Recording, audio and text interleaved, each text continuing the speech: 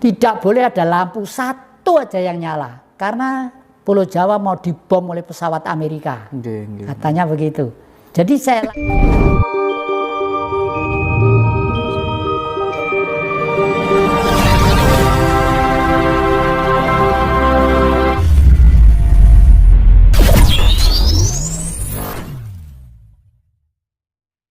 sekarang ini kan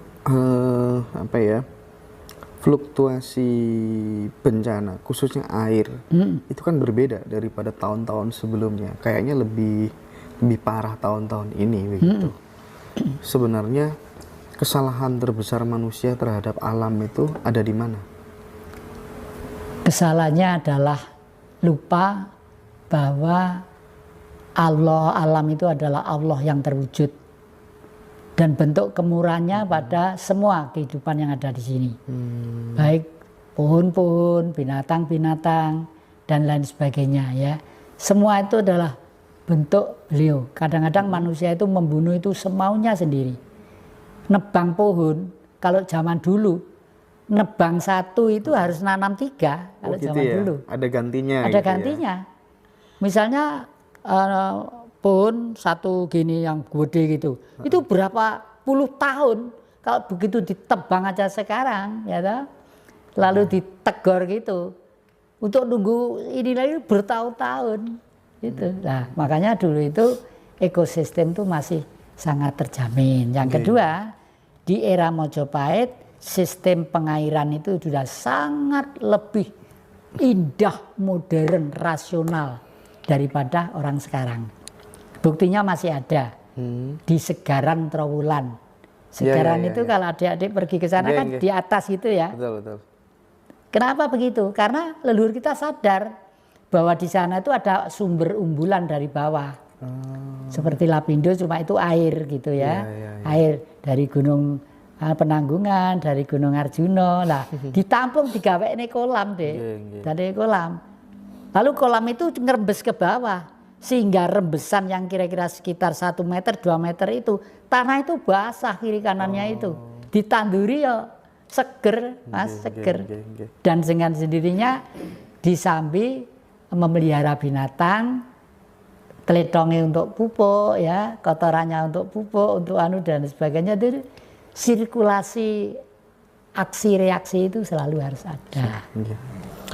Kemudian ini kan ada nih ungkapan kalau orang Jawa kan wong urip nang donya iku mung mampir ngombe le. Nah, itu kan kelihatannya sederhana itu ya. Gimana itu memaknai hal itu secara filosofis Jawa? Secara filosofis wong welak itu sampean kayak iso ngrasakne ya. Welak itu kok tersiksa gitu ah. Tapi begitu minum seger banget. Nah, ternyata ngelak itu adalah suatu peristiwa sesaat, entoh nanti kita akan kembali lagi. Jadi sehingga peristiwa itu leluhur menggambarkan wong urip kuwi mung sak derma mampir ngombe. Ya, meskipun seperti saya itu sudah menjelang 80, ada yang 90, ada yang 100 lebih. Dan leluhur-leluhur saya itu rata-rata umurnya 100 lebih. 100 lebih. Dan kembali ke air, Mbah saya Putri di desa Papungan sana pernah memberi tombo ya, obat dengan air, satu desa orang sakit. Di desa tetangganya desa saya itu adalah desa yang sangat kental dengan ritual keyakinan keagamaannya. Nah, karena mbah saya itu seorang dalang, buyut saya itu dalang, dimakamkan di sana. Itu didongkali sini, didongkali sampai Lenggis itu makamnya kuwi. Kijingi gitu Lenggis sampai Nuwun Sewu. Dibeoli juga. Beoli juga. Seluruh kegiatan tuh orangnya tuh gila semua. Yang putri nembang turut jualan jogetan, yang lanang joget karo kendangan gitu, semua. Dimintai sing nambani ya, yang ngobati, bukan obat sing apa istilahnya.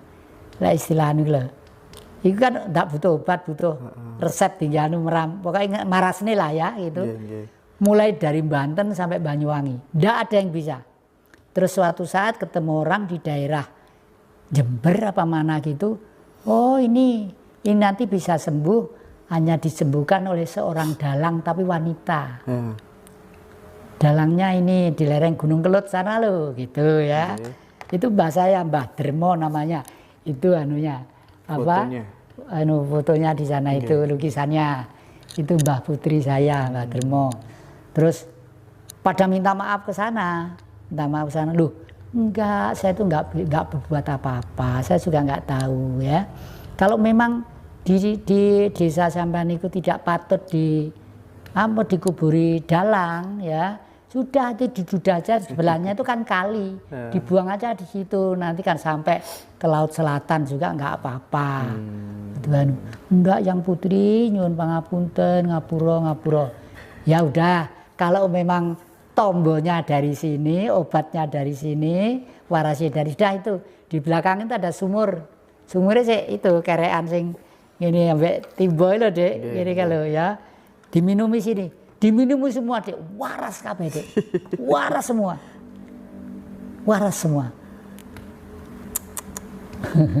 Iya, oke.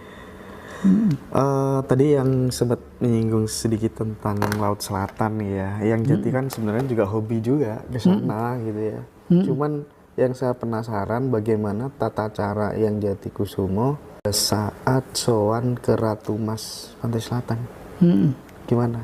Pada waktu saya sowan ke sana itu, satu, saya membawa jiwa yang resik.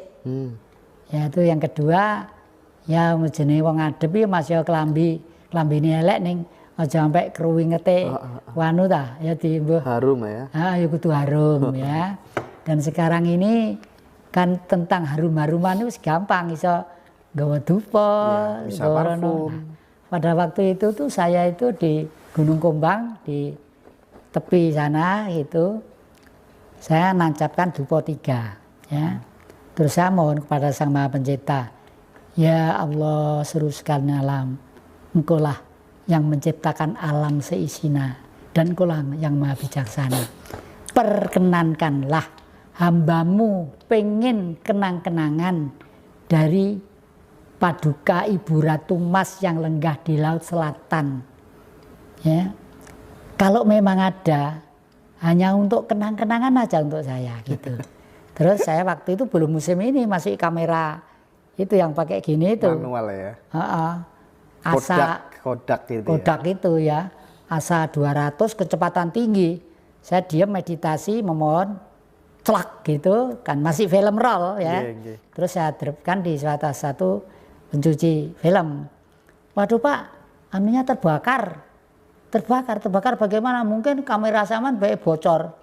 Jadi ada yang terbakar ini 1 frame gitu. Saya mikir, loh terbakar kok 1 frame? Terbakar itu paling tidak kan beberapa frame nyerempet kiri kanannya ya. Kalau terbakar 1 frame, udah dicetak aja nggak apa. Jadinya itu apa? Keluar kayak emas gitu, mencorong gitu. Ada ininya, ada apa? Sayapnya, ada sayapnya. Yang Mas Indra mungkin kalau di depan saya fotonya ada itu ya. Itu. Yang dia kan, yang di Singasari kan. Dan ternyata yang percaya dengan kekuatan Laut Selatan itu tidak leluhur kita aja. Daratan Cina juga percaya. Oh gitu. Namanya apa? Dewi Kwan Im. Nah, sama sebenarnya. Iya sama, anunya di sana. Apa itu?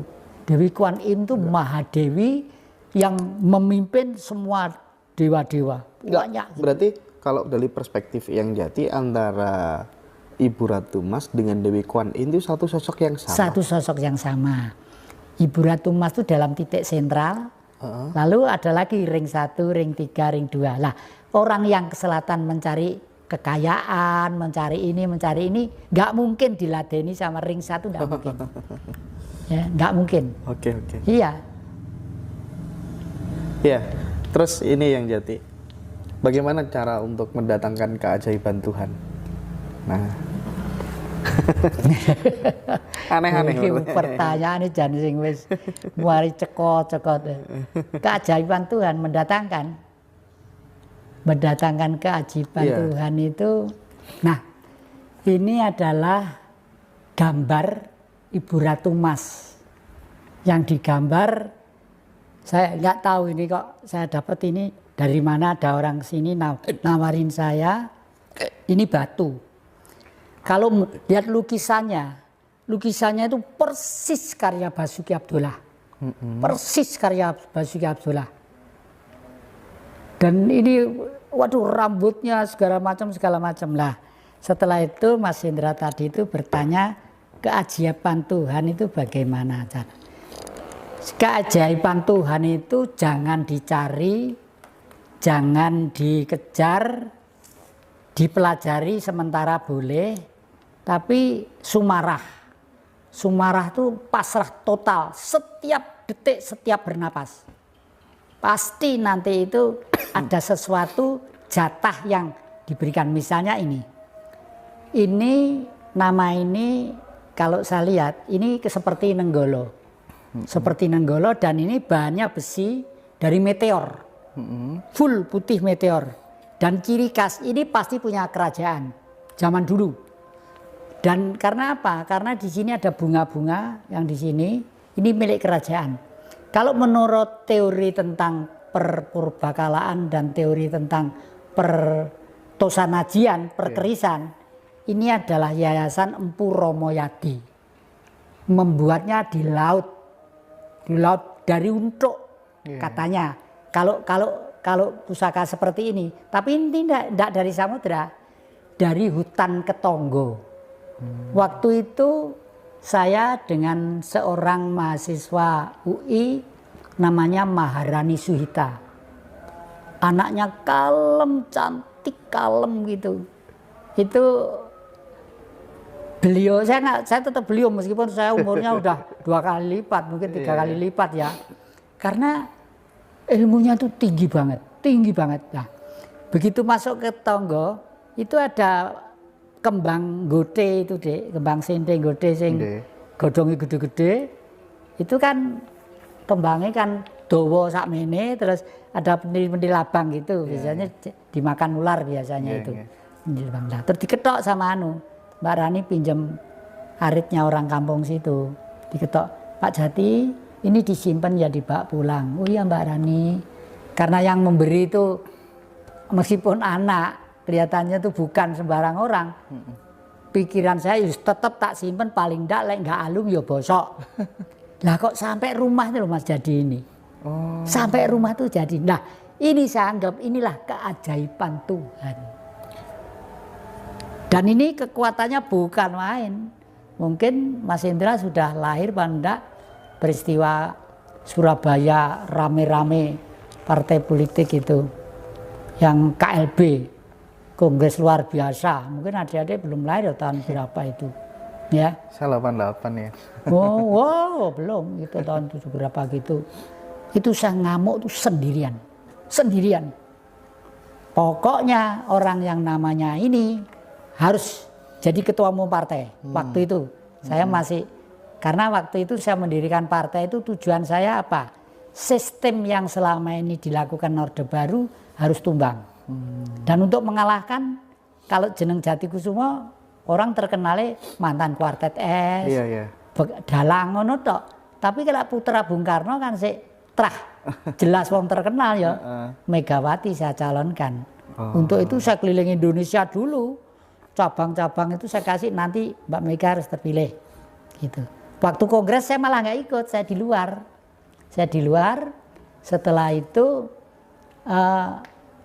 saya mendengar di dalam kongres itu 93% itu sudah memilih Bu Mega. Karena orang saya semua di sana itu, orang saya semua. Tetapi saya ngerti taktiknya penguasa pada waktu itu. Kalau ada konflik waktu itu, masa rakyat itu kan dikumpulkan jadi 3 wadah. Wadah pertama namanya P3, wadah kedua namanya Golkar, wadah ketiga namanya PDI. Belum ada P-nya, PDI gitu ya. Nah, supaya gampang, kalau ketua umumnya kecekel, kabarnya kecekel, gundule kecekel, ya kecekel gape gitu loh. Pinter, taktik ini pinter gitu loh ya. Nah, saya KTP Islam, tapi kalau saya masuk P3 paling-paling ya jaga parkir ning masjid iku ora iso apa-apa ya toh. Saya pegawai negeri masuk Golkar ya paling tetap jadi ini tukang ini gitulah. Kalau saya masuk dalam satu yang namanya PDI itu aku wong nasionalis. Dijak ngomong nasionalis dia seneng, jak ngomong Bung Karno dia seneng, masuk ke situ saya. Baru mulai main itu. Iya, iya. Mulai main. Jadi memang butuh kesabaran. Dan tidak untuk saya setelah saya jadi sampai setelah begitu saya ngerti taktik penguasa waktu itu jagonya begini. Jagonya dia kan Mas Suryadi ya melawan Bu Mega. Tapi taktik penguasa mesti pintar sudahlah. Orang PDI jangan bertengkar terus. Ini kan pemilu sudah dekat, tahun sekian lagi itu pemilu. Udah enaknya gini aja. Tidak Bu Mega, tidak Pak Suryadi, tapi Pak Budiarjono saja. Itu sudah disiapkan. Dan semua itu adalah orang-orang sana juga sebenarnya. Pumpung itu belum terjadi. Saya nyuruh anak-anak beli mimran di Pasar Turi. Pasang di atas kijang saya. Saya pidato saudara-saudara. Pernah diceritakan itu. Wah. Yang Jati sekarang ini saya ingin mendengar yang Jati pernah mengatakan bahwa Jepang sebenarnya mencuri harta sangat besar dari Republik ini. Benar Pak enggak? Betul. Saksinya saya. Loh, umur berapa sih kok saksinya? Karena lahir saya itu pada waktu Pulau Jawa itu dipadamkan. Pulau Jawa dipadamkan. Lahir saya itu tanggal 4 November. Jam 11 malam.